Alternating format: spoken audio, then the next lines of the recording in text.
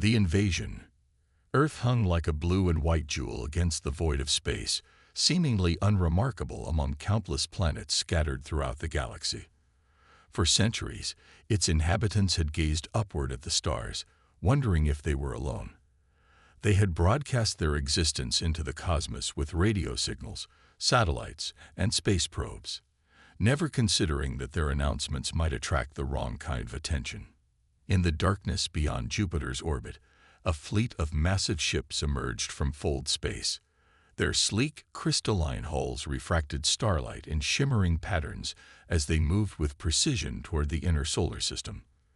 On the command deck of the largest vessel, Supreme Overlord Zix stood with her 4 arms clasped behind her back, studying holographic projections of Earth. Analysis complete, Supreme Overlord, reported Science Director Nelvox, his compound eyes flickering with blue light as he processed information through his neural implants. The planet is rich in resources, particularly water, minerals, and organic compounds. The dominant species appears technologically capable but primitive compared to Krylorian standards. Zixkara's mandibles clicked thoughtfully. Defenses. Minimal. They have rudimentary satellites, a small space station, and chemical-propelled weapons. Nothing that poses a threat to our fleet. Excellent. Prepare invasion protocols. I want resource extraction to begin within 3 planetary rotations. She turned to her military commander. General Draz, you will lead the ground forces. Remember our directive.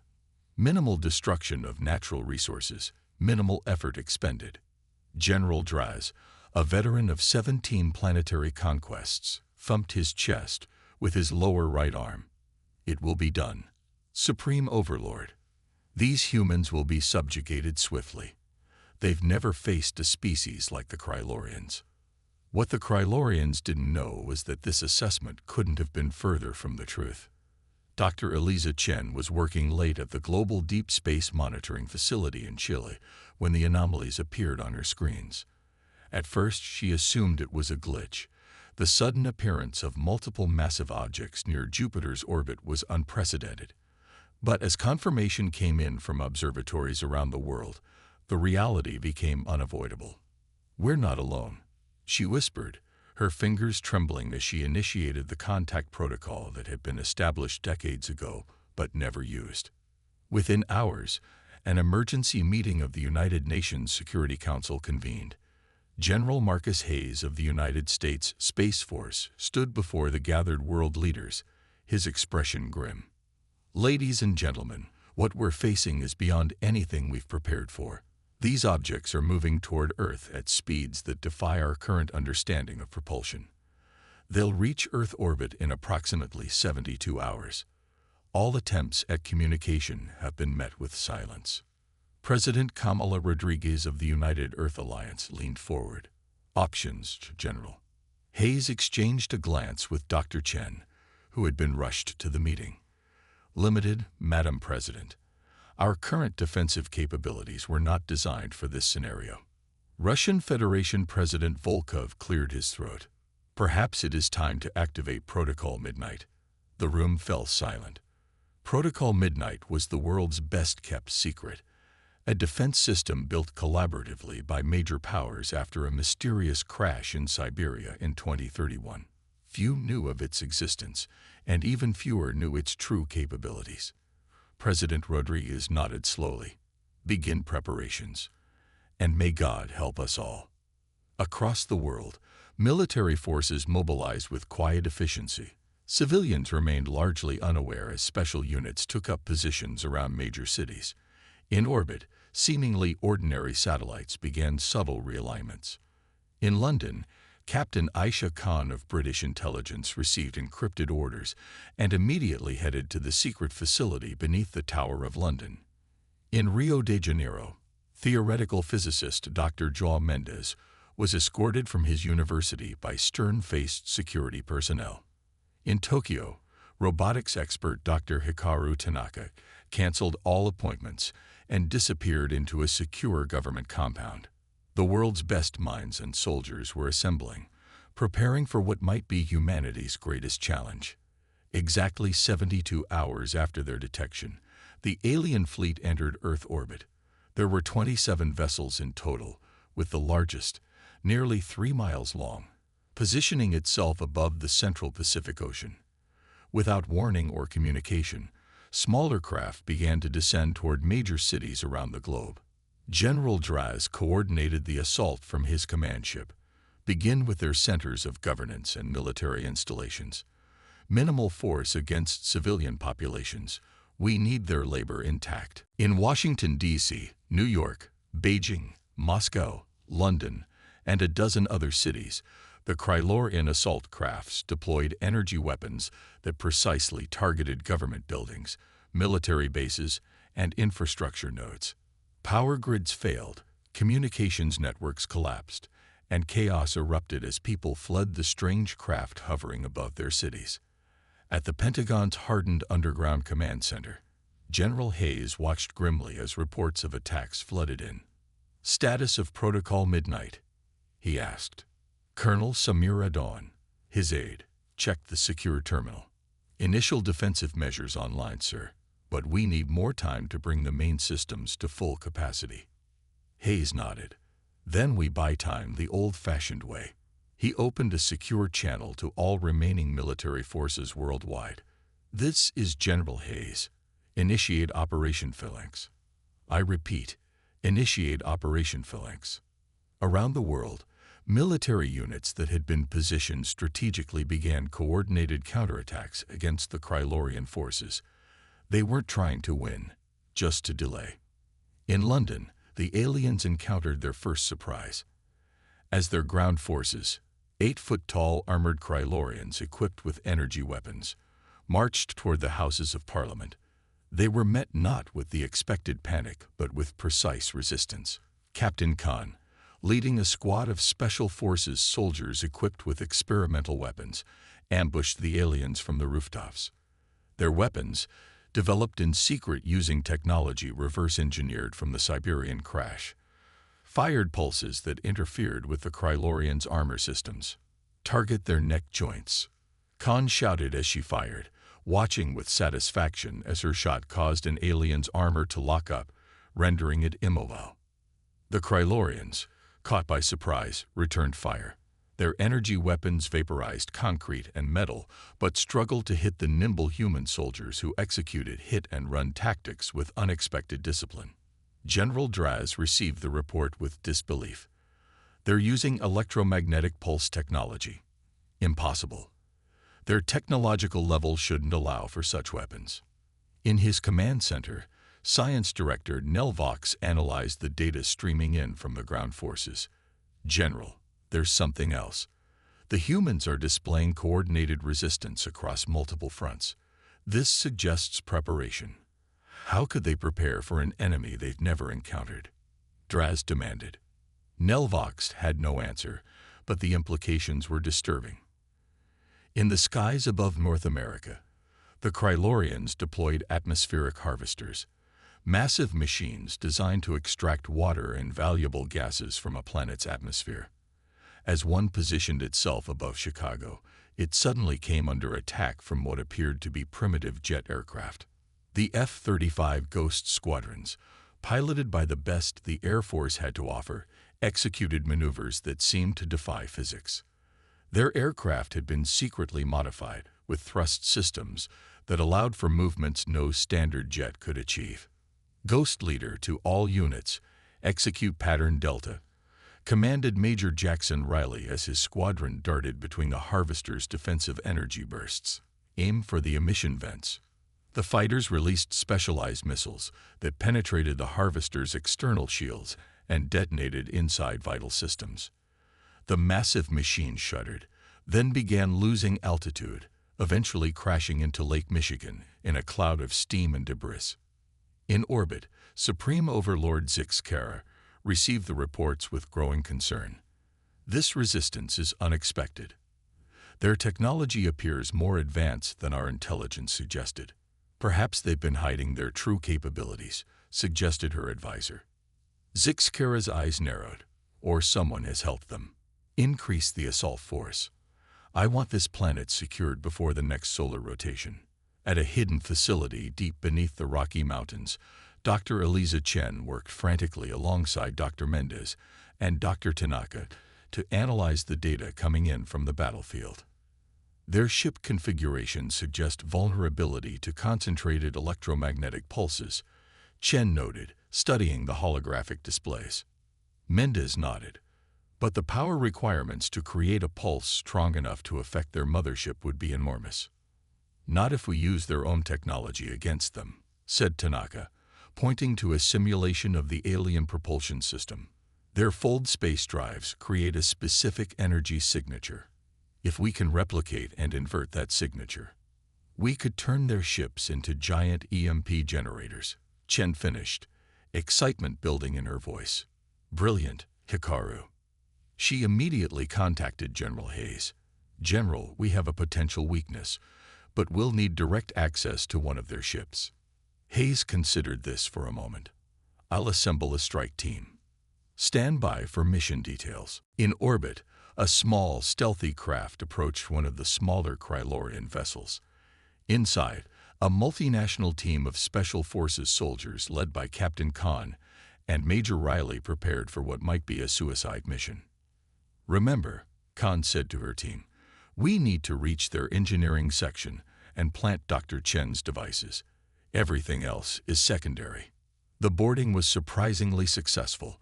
The Krylorians had focused their defenses outward, not expecting an attack from such a small craft.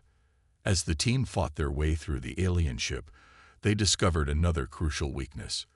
The Krylorians moved awkwardly in sections of the ship where artificial gravity had failed. They're accustomed to higher gravity, Riley observed as he watched an alien soldier struggling to compensate for the change. That's why they move so slowly on Earth. They're stronger than us, but we're faster in our native gravity. This insight proved invaluable as the team used their superior agility to outmaneuver the alien defenders. They successfully planted the devices in the ship's engine room and retreated to their craft, barely escaping as the Krylorian vessel began to emit massive electromagnetic pulses that disabled two nearby alien ships before it exploded. As the first day of the invasion ended, the Krylorians had suffered unexpected losses, and humanity had discovered hope. But the real battle was just beginning. The counterattack. Supreme Overlord Zix Kara stared at the tactical display with growing fury. 3 ships lost, 2 severely damaged, and ground operations facing unexpected resistance across the planet. This was supposed to be a routine conquest, a primitive world with valuable resources and minimal defenses. Explain this failure, she demanded of her command staff. General Draz stood rigidly at attention, his exoskeleton clicking nervously. Supreme Overlord, the humans possess technology beyond what our intelligence indicated. They appear to have knowledge of our systems that should be impossible. And their resistance is not random, added Nelvox, the science director. They're targeting our weaknesses with precision.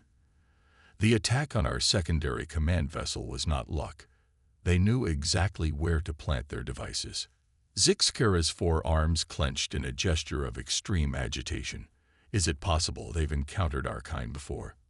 No record exists of prior Krylorian contact with Earth, Nelvox replied. However, he hesitated. Speak freely, Director.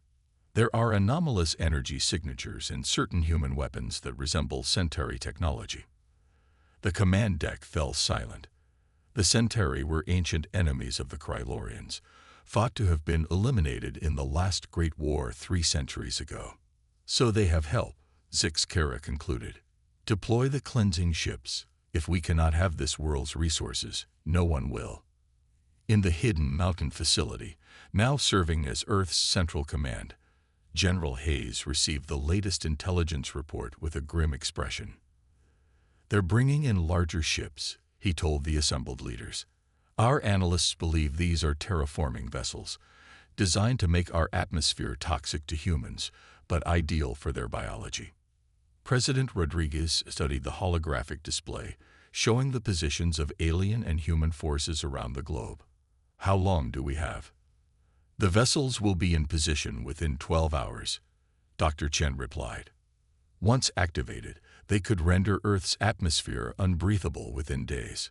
Then we execute the final phase of Protocol Midnight now, Rodriguez decided. General, is the system ready? Hayes nodded solemnly. Yes, Madam President. All components are in place and awaiting activation. Rodriguez looked around the room at the representatives of Earth's nations, once rivals, now united by existential threat. Then we proceed.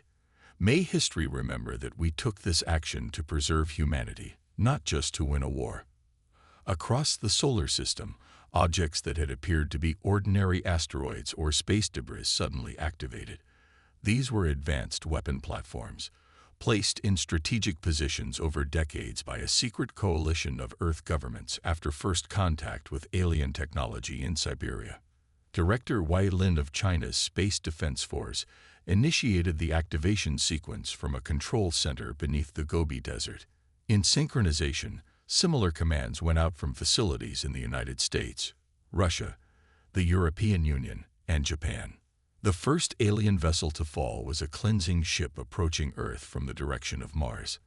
A seemingly insignificant asteroid suddenly propelled itself directly into the massive vessel's path, then detonated with force far beyond what its size suggested possible. The Krylorian ship shattered, debris spinning off into space. On the Krylorian command ship, alarms blared as sensors detected multiple new threats appearing seemingly from nowhere. Impossible, exclaimed the sensor officer. There are weapons platforms throughout the system. Our scans detected nothing until they activated. Evasive maneuvers, ordered Six Kara, but it was already too late. The carefully positioned platforms had the fleet surrounded. On Earth, the counterattack continued. Using the insights gained from Captain Khan's boarding mission, human forces had modified their tactics and weapons to exploit Krylorian weaknesses. In the skies above Europe, a squadron of modified fighter jets engaged alien craft with new confidence. Their weapons now targeted specific vulnerabilities in Krylorian shield systems, and pilots utilized high-gravity maneuvers that the aliens struggled to counter. They can't handle rapid direction changes, announced Flight Lieutenant Emma Dubois, as she pulled her jet into a tight loop that brought her directly behind an alien craft. Her modified missiles found their mark, and another enemy ship plummeted toward the North Sea. In cities around the world, ground forces led by officers who had studied the alien physiology engaged Krylorian troops with new tactics. They used flash grenades that temporarily overloaded the aliens' sensitive compound eyes and deployed sonic weapons that disrupted their equilibrium systems. In New Delhi, Colonel Arjun Sharma led a battalion equipped with gravity manipulation devices developed by Dr. Mendes. These created localized fields of Earth normal gravity within the artificially heightened gravity the Krylorians deployed to make themselves comfortable. The sudden shift caused the alien soldiers to stumble and fall, making them easy targets. Press the advantage, Sharma ordered as his troops surged forward, reclaiming the city center block by block. In orbit, the hidden defense platforms continued their devastating assault on the Krylorian fleet. The aliens' superior technology was countered by the element of surprise in weapons specifically designed to target their weaknesses. But Supreme Overlord Six Kara was not defeated yet. "Prepare the Void Catalyst," she ordered, her voice cold with determination. General Draz hesitated. "Supreme Overlord, the catalyst is untested in planetary conditions. The cascading effect could destroy the entire system." "Better destruction than defeat," Six Kara replied. "The Krylorian Empire does not surrender." In the Mountain Command Center, Dr. Tanaka detected the energy buildup in the Krylorian flagship. "They're preparing something massive," he reported urgently. "Energy readings are off the scale." Dr. Chen analyzed the data with growing horror. "It's some kind of chain reaction device. If they detonate it in our atmosphere, the entire planet could be rendered uninhabitable," finished Dr. Mendes. "We need to stop that ship now." General Hayes turned to Captain Khan and Major Riley. who had returned from their mission with invaluable intelligence. We need a direct assault on their flagship. Can it be done? Riley and Khan exchanged a glance. The odds are not good, sir, Riley admitted. But we have an idea. The plan was audacious. Using the technology recovered from the boarded Krylorian vessel, Earth scientists had managed to reverse engineer a crude version of their fold space communication system. It couldn't transport a ship, but it could send a small package directly through conventional defenses. The package in this case was a specialized EMP device, designed to trigger a cascade failure in the void catalyst before it could be activated. The challenge is targeting, explained Dr. Chen to the strike team. We need to place this device within 50 meters of their main reactor. Captain Khan nodded. We'll need to get close, dangerously close, to transmit it accurately. The mission would require a stealthy approach to the flagship, followed by a brief window where the fold space device could be deployed. A suicide mission, essentially. The delivering craft would almost certainly be destroyed in the process. I'll go, Riley volunteered immediately. We both will, Khan added. 2 pilots, twice the chance of success. As the rest of Earth's forces engaged the Krylorian fleet in a massive battle designed to distract from the true mission, Riley and Khan piloted their modified spacecraft toward the alien flagship. Their vessel had been covered with materials that absorbed Krylorian scanning frequencies, rendering it nearly invisible to enemy sensors. 2 minutes to transmission range, Riley reported as they navigated through debris and energy blasts from the surrounding battle. Khan checked the fold space device one last time. Ready on my mark. Their approach didn't go unnoticed for long. The flagship's defensive systems detected them when they were just seconds from their target position and opened fire. Evasive maneuvers, Riley shouted, pulling the ship into a spiral that avoided the first volley of energy blasts. No time, Khan countered. We need to hold position for the transmission. Making the split-second decision, Riley stabilized the craft. Then we hold. Initiating transmission now. The fold space device activated, creating a micro-wormhole directly into the heart of the Krylorian flagship. Through this impossible tunnel, the EMP device transmitted directly past all defenses. Inside the Krylorian vessel, the device materialized near the void catalyst control systems and immediately detonated. The electromagnetic pulse cascaded through the alien technology, causing system failures throughout the massive ship. On the command deck, Zix Kara watched in horror as her controls failed, and the void catalyst began an uncontrolled reaction sequence, not the planet-killing detonation she had planned, but one that would destroy her vessel from within. Evacuation, she ordered, but it was already too late. Secondary explosions rippled through the flagship as the void catalyst's energy sought release. From the safety of Earth's command center, the leaders of humanity watched as the Krylorian flagship erupted in a spectacular explosion that briefly outshone the sun. The shockwave disabled nearby alien vessels, creating a chain reaction of failures throughout the fleet. What about Riley and Khan? President Rodriguez asked quietly. General Hayes checked the tactical display. No sign of their vessel, Madam President. They must have been caught in the initial blast. A moment of silence fell over the command center, broken only by a sudden alert from the communications officer. Sir, we're picking up a signal from a life pod. It's them. They ejected just before transmission. Cheers erupted as the confirmation came through. Against all odds, the 2 heroes had survived. In the days that followed, the remaining Krylorian forces were systematically disabled or destroyed by Earth's combined military might. Those aliens who surrendered were taken into custody, providing invaluable intelligence about the wider galaxy and the threats it contained. Among the most important discoveries was confirmation that Earth had indeed been visited before, not just by the Centauri, whose crashed ship in Siberia had provided the technological foundation for Protocol Midnight, but by at least 6 other alien species over the centuries. Each had left behind technology that humans had reverse-engineered in secret, preparing for the day when they would need to defend their world. 1 month after the invasion began, representatives of Earth's nations gathered at the United Nations headquarters in New York, rebuilt from the attack, to formalize a new global alliance. President Rodriguez addressed the assembly. Today, we stand not just as survivors, but as victors. The Krylorian Empire thought us primitive, easy prey. They learned what others before them discovered. Humanity's greatest strength is not our technology or our weapons, but our adaptability, our determination, and our unity in the face of existential threat. She paused, looking out at the assembled delegates. We now know with certainty that we are not alone in this universe. And while we hope for peaceful contact with other civilizations, we must remain vigilant. Today, we send a message to the stars. Earth is not a target. Earth is not a resource to be harvested. Earth is humanity's home, and we will defend it with everything we have.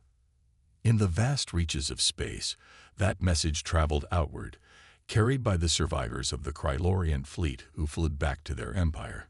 It spread further, told and retold by trading vessels and diplomatic envoys across 100 worlds. Gradually, knowledge spread throughout the galaxy. The small blue planet in an unremarkable solar system was not to be trifled with. Its defenders had vanquished forces far more advanced than themselves. Its people had faced extinction and emerged stronger. Earth was where invaders went to die. Earth was where empires ended. Earth was to be avoided at all costs. And in the quiet meeting rooms of galactic powers, a new approach to the troublesome planet was formulated. Perhaps it was time to extend an invitation to join the interstellar community. After all, any species that could defeat the Krylorians would make a far better ally than enemy. Humanity's first step into the wider galaxy would not be as conquerors or the conquered, but as equals who had earned their place among the stars through courage, ingenuity, and an unbreakable will to survive.